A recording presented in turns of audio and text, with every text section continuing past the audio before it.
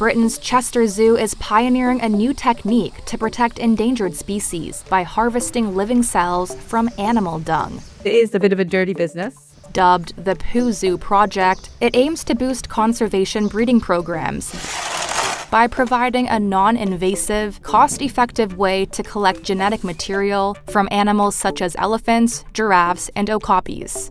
If we can get it to work, it opens up the possibilities of basically banking more genetic variation when we're trying to save these species.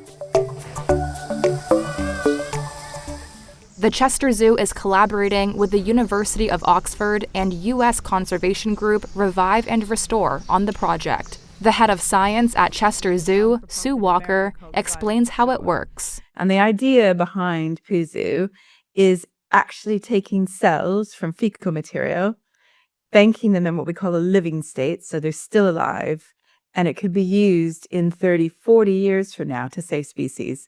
That's the gist of what we're trying to do. The process involves collecting fresh fecal samples and isolating viable cells by removing dietary remnants and bacteria. That's where Susanna Williams, a senior research fellow at the University of Oxford, comes in. So it's been literally a case of optimizing on very basic principles of size of the cells, of size of bacteria, how big they are, how they move, how you can separate them, and how you can quantify them. We're working on setting up methods which we are reliable and robust for individual species, and all the species are different.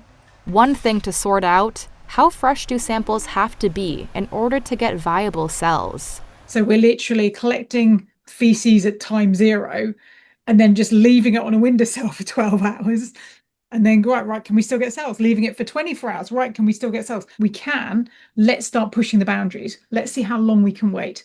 Can we do something else? If we ship it in a bag, will there be anything when we get there at the other end? Once isolated, the cells could one day be cultured in a lab and transformed into sperm or egg cells, enhancing genetic diversity in breeding programs for at-risk species. Here's Walker again.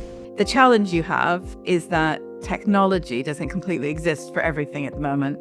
It's actually been done in mice. That theory in terms of taking cells and turning them into sperm and eggs actually has been done. But it's definitely not been done for fecal material. But then in practice, in theory, it should all work. The teams hope the project could significantly advance global efforts to safeguard endangered species, offering a non-invasive, scalable model for zoos and conservationists worldwide.